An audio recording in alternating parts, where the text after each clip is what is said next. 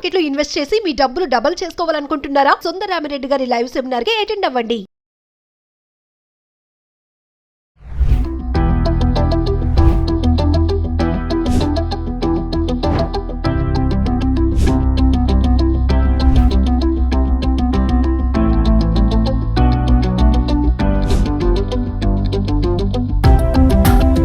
Hello viewers, welcome back to our channel. ఈరోజు ఒక informative వీడియోతో మీ ముందుకైతే రావడం జరిగింది. మరి నవేడేస్ ప్రతి ఒక్కరు కూడా ఇద్దరు ఇంట్లో ఉంటున్నటువంటి భార్య భర్త కూడా జాబ్ చేస్తున్నారు. మరి ఉరుకుల పరుగుల జీవితం, పిల్లలు కాలేజెస్కి స్కూల్స్కి వెళ్ళడము, ఖచ్చితంగా ప్రతి ఒక్కరి ఇళ్లలో కూడా ఎలక్ట్రానిక్ ఐటమ్స్ అనేవి వాడుతూ ఉంటాం కదా. లైక్ ఫ్రిడ్జ్ కానీ, మిక్సీ కానీ, రైస్ కుక్కర్ కానీ, గీజర్ కానీ, ఏసీ, కూలర్ ఇలాంటివన్నీ కూడా వస్తాయి, వాషింగ్ మిషన్. సో చిన్న చిన్న మిస్టేక్స్ చేయడం వల్ల ఈ హౌస్ హోల్డ్స్ ఎవరైతే ఉంటున్నారో, మనం ఈ హడావుడిలో పడిపోయి చిన్న ఈ మిస్టేక్స్ చేయడం వల్ల జరిగే అనర్థాలు, ఈ మిస్టేక్స్ చేయకుండా మనం ఎలాంటి జాగ్రత్తలు పాటించాలి, చిన్నదే కదా, మనం ప్లగ్గే కదా, ఆపలేదు కదా, ఏం కాదు అని కొంతమంది నెగ్లిజెన్స్గా కూడా ఉంటుంటారు. దానివల్ల చాలా ప్రమాదాలు కూడా మనము చూస్తూనే ఉన్నాం కదా. మరి ఈరోజు ఒక ఇన్ఫర్మేటివ్ వీడియో అని చెప్పాను కదా, ఈ ఎలక్ట్రానిక్ డివైస్ ఏదైతే వాడుతున్నారో వీటి పట్ల ఎలాంటి జాగ్రత్తలు కలిగి ఉండాలి, ఎలాంటి జాగ్రత్తలు పాటిస్తే ఎటువంటి ప్రమాదాలు జరగకుండా ఉంటుందో ఒక్కసారి మనం తెలుసుకుందాం ఈరోజు. మరి దీనిపై మరింత సమాచారం అందించడానికి, ఒక ఐటెంతో డెమో కూడా చూపించడానికి ఈరోజు మనతో పాటు ఉన్నారు శివమణి గారు. 35 years ఎక్స్పీరియన్స్ అండి, టెక్నీషియన్ గా వర్క్ చేస్తున్నారు. మరి ప్రీవియస్ మనము గీజర్ కి సంబంధించి కూడా మనం ఒక డెమో చేయడం అయితే జరిగింది సార్ తోటి. అంటే గీజర్ షాక్ కొట్టడం వల్ల ఒక 3 ప్రాణాలు అయితే బలి తీసుకోవడం జరిగింది హైదరాబాద్ నగరంలోని. మరి ఈ రోజు మరొక ఐటెంతో మీ ముందుకు రావడం జరిగింది. ఈ వీడియోని ఎక్కడ పాజ్ చేయకుండా స్టార్టింగ్ నుంచి చివరి వరకు చూడండి. నమస్తే శివమణి గారు. శివమణి గారు, మరి మనం గీజర్ గురించి చేసాము, ఏసీ గురించి కూడా మాట్లాడుకున్నాం కదా. మరి చాలా మంది ఇళ్లలో ఏంటంటే ఈ ఎలక్ట్రానిక్ డివైసెస్ కొంచెం నెగ్లిజెన్సీగా ఉంటారు. మీరు అన్నట్టుగానే ఇప్పుడు ప్లగ్ బంద్ చేయకపోవడం కానీ, ప్లగ్ తీయకపోవడం కానీ, ఒక్కొక్కసారి రైస్ పెట్టేసి అయిపోయాక తీసి వాడేసుకుంటారని ప్లగ్ కూడా తీయరు కొంతమంది. ఇలాంటివి చేయడం వల్ల అంటే ఏం కాదులే అనే వాళ్ళు కొంతమంది ఉన్నారు, కొంచెం జాగ్రత్త పరులు కూడా ఉన్నారు. అందరి గురించి కాదు, నిర్లక్ష్యంగా కొంతమంది ఉంటారు కదా, దానివల్ల వచ్చే ప్రమాదాల గురించి మనం ఇది ఒక్కసారి మాట్లాడుకుందామండి. ఓకే, తప్పనిసరిగా అండి. ఈ రోజుల్లో ఎలా ఉందండి, బిజీ లైఫ్ అండి అందరిది. బిజీ లైఫ్ కావటాన తను మర్చిపోయి కాదు, తన డ్యూటీ టైమింగ్స్లో హడావుడిలో ఏ పని చేయాలో, ఏది ఫాస్ట్ చేయాలో, ఏది ముందు చేయాలో అర్థం కాక స్విచ్ ఆపాను అనుకొని ఆపకుండానే ఆపానన్న భ్రమలో తన పని తను చేసుకుని వెళ్ళిపోతారు. ఆ తర్వాత జరిగిన తర్వాత అయ్యో మర్చిపోయాను కదా అని అలా జరిగే రోజులు ఈ రోజుల్లో. పిల్లలతో చూసుకోవాలి, మనం చేసే పని పిల్లలు కూడా మనతో పాటు, మనం ఏదైతే ఫాలో అవుతాం పిల్లలు కూడా మన ఫాలో అవుతారు. అది మొబైల్ కావచ్చు, కరెంట్ పని కావచ్చు, ఇంకోటి కావచ్చు. ఇప్పుడు ఈ రోజు అంటే మొబైల్ ఛార్జింగ్ కూడా మనం పెట్టేసి స్విచ్ బంద్ చేయకపోయినా మొబైల్ తీసుకుని వెళ్ళిపోతాం. మనం ఒకసారి స్విచ్ బంద్ చేయొచ్చు, బంద్ చేయకపోవచ్చు. ఇటీవల కాలంలో మనం యూట్యూబ్లో కూడా చూసుంటాం, పిల్లలు ఆ వైర్ని నోట్లో పెట్టుకొని చచ్చిపోయిన పిల్లలు కూడా ఉన్నారు. అంటే షాక్ కొట్టి తెలియదు వాళ్ళు, వీళ్ళకి ఫోన్ అవసరం, మనం ఫోన్ రింగ్ అవుతుంది, ఫోన్ తీసామో బయటకు వెళ్ళిపోయి ఆపం మర్చిపోయింది దాని గురించి. ఎందుకంటే ఫోన్ వచ్చి మాట్లాడాలన్న టెన్షన్లో కావాలని ఎవరు చేయరండి, జస్ట్ మర్చిపోయి కంగారులో అలా అనమాట. అలా అదే విధంగా ఏంటంటే మనకి ఇంట్లో వాళ్ళ కెటిల్ కానీ, ఓవెన్ కానీ, మిక్సీలు కానీ, ఈ విధంగా ఏ సామాన్ అయినా స్విచ్ ఆపకుండా ఎక్కువ మంది ట్రై చేస్తుంటారు. ఏం కాదు కదా, మన ప్రమాదం ఏముంది, మన స్విచ్ ఆపకపోయినా మనం యూజ్ చేయట్లేదు కదా అనుకుంటారు. మిక్సీ ఉంది, తిప్పితేనే తిరిగిద్ది, అది స్విచ్ చేసినా తిరగదు. ఒక కాన్సెప్ట్. కానీ ఎంతవరకు హీట్ ఎక్కితే, ఎంత పవర్ సప్లై అయితే ఫెయిల్ అయ్యింది అనేది తెలియదు ఎవరికి. మీరు అన్నట్టుగానే ఓన్లీ స్విచ్ చేసినా అది బటన్ తిప్పితేనే కదా ఆన్ అవుతుంది, కానీ వాళ్ళకి తెలియదు. అది మిగతా విషయాలు ఏం జరిగితేనే తెలియదు వాళ్ళ నాలెడ్జ్. అక్కడ తెలుసు వాళ్ళకి ఏం కాదు కదా అని. ఏం కాదు కదా అని నిర్లక్ష్యం చేయడమే పెద్ద పొరపాటు. అందుకని అంటారు పెద్దవాళ్ళు ఏమని, చిన్న పాముగా పెద్ద కర్రతో కొట్టమంటారు. అది మెయిన్ పాయింట్. మెయిన్ పిల్లలతో చాలా జాగ్రత్త ఉన్నారు. మేము మిక్సీ స్విచ్ ఆపలేదు అనుకోండి, వాళ్ళు వచ్చేసి మమ్మీ ఇప్పుడు దాకా స్విచ్ ఆన్ చేసింది కదా అని వీళ్ళు కూడా ఆన్ చేయడం జరుగుతుంది. ఆ స్పార్క్ రావచ్చు, అది కింద పడవచ్చు మిక్సీ, అప్పుడు చేతి పెడితే చేయి కూడా కట్ అయిపోయే ఛాన్సులు ఉన్నాయి. మిక్సీ వల్ల చేతులు కట్ అయిపోతాయి.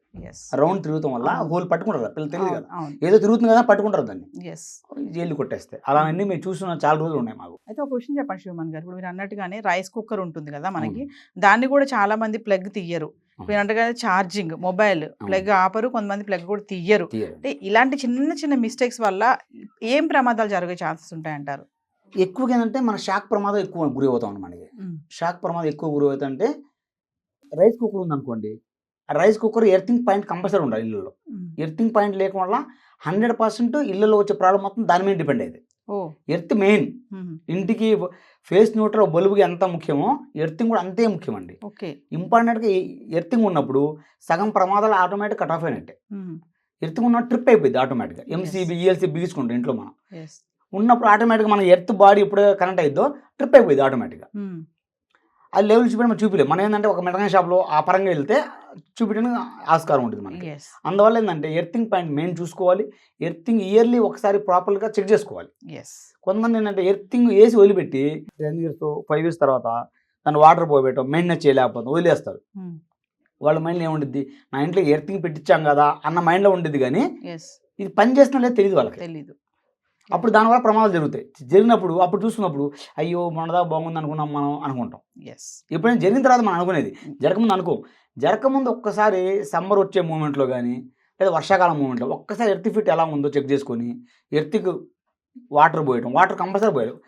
6 monthsకో ఇయర్లీ ఒకసారి వాటర్ పోసుకుంటాం. దాంట్లో ఇబ్బంది ఉండదు. ఎర్తింగ్ పాయింట్ నుంచి మనం కాపాడుకోవచ్చు పిల్లల్ని కానీ మనం కానీ. శివమాన్ గారు, ఇప్పుడు ప్రతి ఒక్కరి ఇళ్ళలో మనము కెటిల్ వాటర్ బాయిలర్ చూస్తూనే ఉంటాం.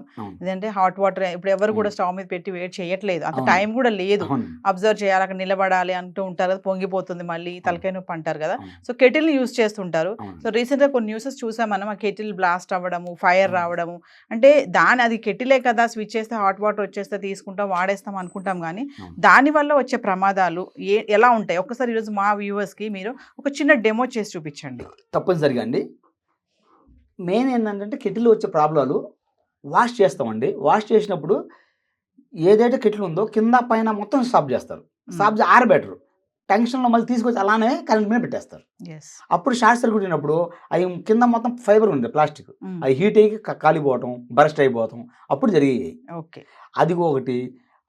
ఆన్ చేసిన తర్వాత స్విచ్ కట్ ఆఫ్ అయింది ఆటోమేటిక్గా. మనకి థర్మోస్టాట్ ద్వారా ఆటోమేటిక్ కట్ ఆఫ్ అయింది కదా అని దాన్ని వదిలేస్తాం మనం. అది వదిలేయడం ఒక ప్రమాదం మనకి. వదిలేయకుండా ఏ టైం అయితే కట్ ఆఫ్ అయిందో 2 minutes 5 minutes లోపు దాన్ని తీయాలి మనం. ఎక్కువ టైం ఉంచుతాను లేదు అది. ఎందుకంటే అది ఆటోమేటిక్గా హీట్లో ఉండిద్ది, అది మళ్ళీ రన్ అవుతూ ఉండిద్ది. దానివల్ల మన ప్రమాదం ఎక్కువ జరుగుతుంటాయి. మెయిన్ స్టాప్ చేసి క్లీన్ చేసిన కాడ ఎక్కువ జరిగిన చూసినా మేము చూసాం. వాట్ చేసి వాటర్ దాన్ని ఉండిపోయిద్ది.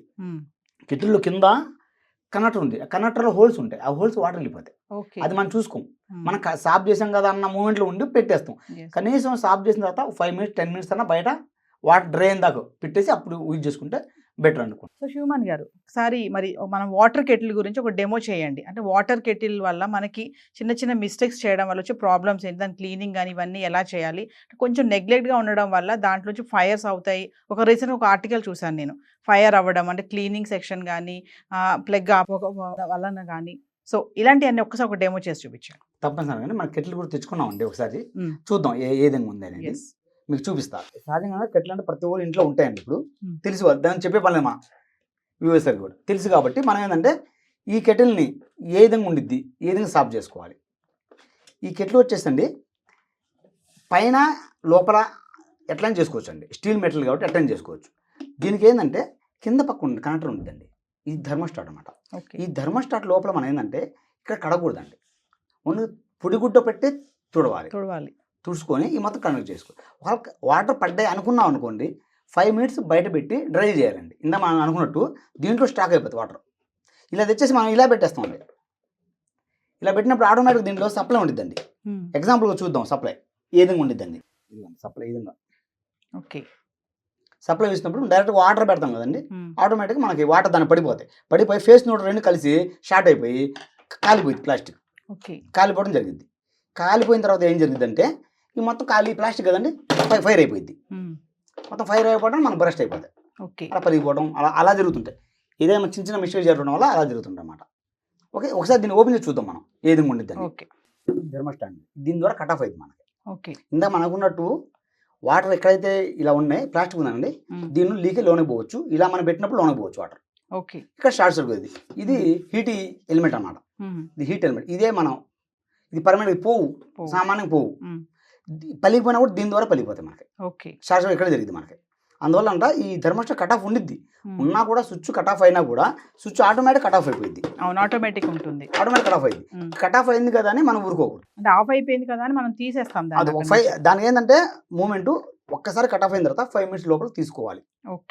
అంతేగాని కట్ ఆఫ్ అయింది కదా ఒక రోజు మొత్తం వచ్చి మనం యూజ్ చేయకూడదు. ఓకే. మినిమం టైం దేనికైనా ఒక టైం అంటుంది. 5 minutes లోపల తీసుకుంటే సేఫ్టీ పర్పస్ ఉంటాయి. ప్లస్ ఏంటంటే తీసే ముందు షాక్ సర్క్యూట్ రావచ్చు మనకి.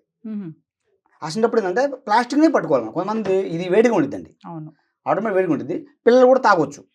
అందువల్ల పిల్లల దగ్గర రానికుండా ఇది ఆన్ చేసినప్పుడు దూరంగా ఉంచి మన పని చేసిన తర్వాత హైట్లో కొంచెం పిల్లలకి అందుబాటులో లేకుండా చూసుకుంటే దాని ద్వారా పిల్లలు కూడా సేఫ్టీ అయింది. ఓకే. ఒక హైట్ ఉండటం వల్ల ఏడో కింద పెట్టేసి వెళ్ళిపోయి మనం పని జరగాలి కదా అని ఫాస్ట్ కిచెన్లో పెడతాం, మనం ఏడ పెడుతుంటాం, కిచెన్లో వేరే పని చేస్తుంటాం, అడ్డం కదా అని ఏడో కింద పెట్టేస్తాం మనం. అలా కాకుండా దీన్ని పట్టు ఒక ప్లేస్ ఒకటి కేటాయించి అక్కడ పెట్టుకుని మెయింటైన్ చేసుకుంటే బెటర్ అనుకుంటున్నాను నేను. అంటే అండి ఇప్పుడు ఆటోమేటిక్ ఆఫ్ అయిపోయింది కదా అని చెప్పేసి స్విచ్ కూడా ఆపరు కదా చాలా మంది. అవునండి, ఈ ఉన్న సమాజంలో అంటే మన పని మనం వెళ్ళిపోవాలి కదని వాళ్ళు మర్చిపోయి కాదండి, ఆ ఉన్న హడాడు సిచ్యువేషన్ పెట్టి తొందరలో పెట్టి ఆపాం కదా అని అపోహలో వెళ్ళిపోతుంటారు.